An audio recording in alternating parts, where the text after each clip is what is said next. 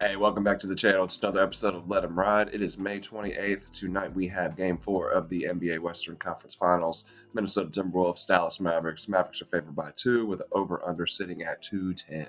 So to recap last night, not the results we were looking for. We did lean Boston on the spread. They did not cover the spread. Indiana definitely came out with that one last strong punch like Rick Carlisle had spoke of. They are a scrappy, resilient team. I talked about it yesterday in the video. I thought that the wheels would fall off. It didn't. They played tight until the end. Boston does end up winning this game. Indiana held the lead. Boston came back yet again and kind of ripped their hearts out at home. The over-under was sitting at 222.5. We took the over. We did not cash on that one.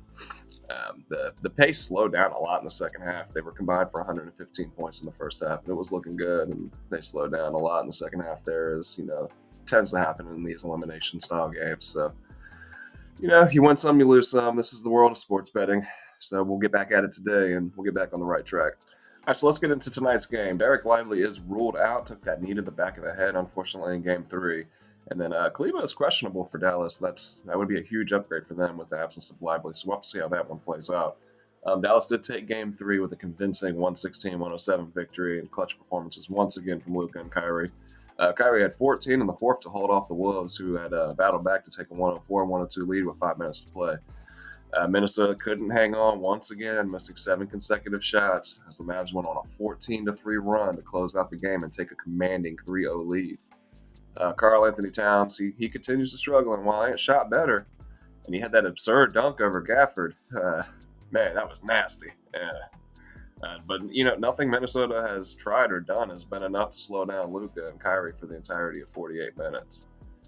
They slow him down at times, right? But Dallas just keeps coming back on these runs. And the Wolves tried sending doubles at Luka and Kyrie throughout the game, but they were both so unselfish that they just moved the ball in at that point. And everybody touches the ball over there on that Dallas offense.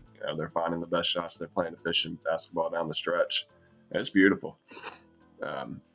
Mavs are winning these games on the back of their superstars. They're shining better in the clutch than Minnesota's young stars, and that's to be expected. We've talked about experience before in these videos. It's experience time. This is when it matters. This is for all the marbles. The Mavs are 6-2 against the spread. They're 7-1 straight up in their last 8. They're 3-0 against the spread in this series, and they've won twice outright as dogs. The Wolves, on the other hand, they are 2-6 straight up and against the spread in their last 8. Dallas is peaking at the right time.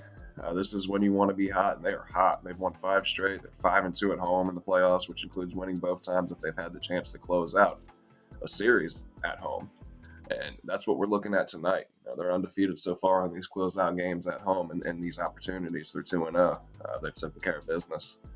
So with that said, give me the Mavs here. I'm looking at the money line. We're getting it at a decent enough price. It's at minus 130. So why risk the points? That number may be a little juice, but a win's a win and a profit's a profit. After last night, that's what we're looking for. We want to bounce back. So I'm gonna take a look at that money line. Most likely put my play in on that. And if I do end up playing that one, I'll throw it down in the comments just so you guys know for sure. For a total, I'm looking at the over.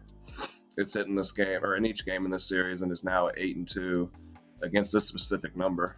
It's sitting at 210. They've, like I said, in the last 10 times these two teams have met, it's gone over this number 8 times. I do think the first half is a safer play, and that's what I'm going to be playing today. I've learned my lesson from last night. It's hard judging these over-unders in this new NBA.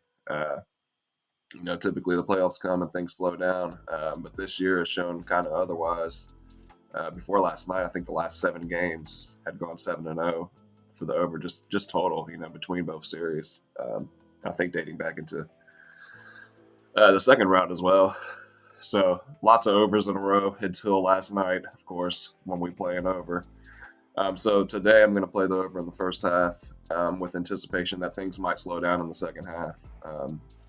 It's another elimination game. Minnesota's they got their backs up against the wall. Their season's on the line, and they are a very strong defensive team. If they're gonna hold if they're going to stay in this series, if they're going to stay in this game, they're going to do it on the back of their defense. I don't see it happening. But hey, I've been wrong before. I was wrong last night. So let's see what happens, okay? All right, I did find a couple player props for you guys. I'm going to be honest with you, I'm not huge on player props myself. It's not something that I play on a regular here and there when I find something that looks really good. There's just a lot of different factors that play into a player prop, hitting or not hitting, foul trouble, injuries. The game could be a blowout. They might end up sitting. There's a lot of things that can go into it, like I said. So I stick to spreads and the totals and slice that up any way I can, whether it's quarters or halves or full game. It just feels like a more profitable route for me. However, I do know that people love the player props, and I'm here for the people. So I dove in to try to find some good ones, and I did find two that look really decent. I might end up playing them myself, and if I do, I'll throw them in the comments down below.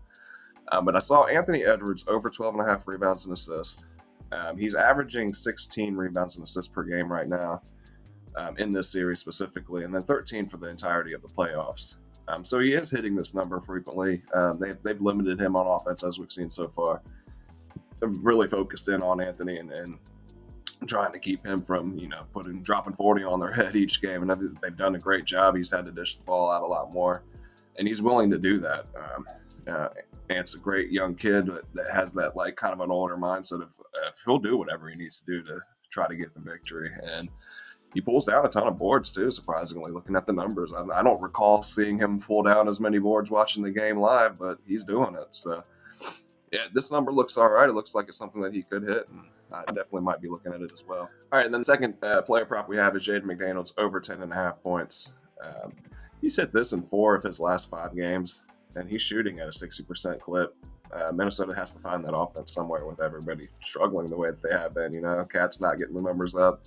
And really just kind of came back around in game 3 and got back in his groove. And Jaden McDaniels has been shooting the ball very well, like I said, especially from the 3-point range. So this is definitely a number that's easily achievable for him. And like I said, if I end up playing it myself, we'll throw it down in the comments below. So that's it for the video today. I hope everybody enjoyed. We do have some WNBA content coming out later on tonight. And hope everybody makes a little bit of bread tonight. We bounced back from yesterday. Good luck to everybody. Bet responsibly. If you like the video, please hit the like button. Share if you can. Subscribe if you can. It's all appreciated. We'll see you on the next one.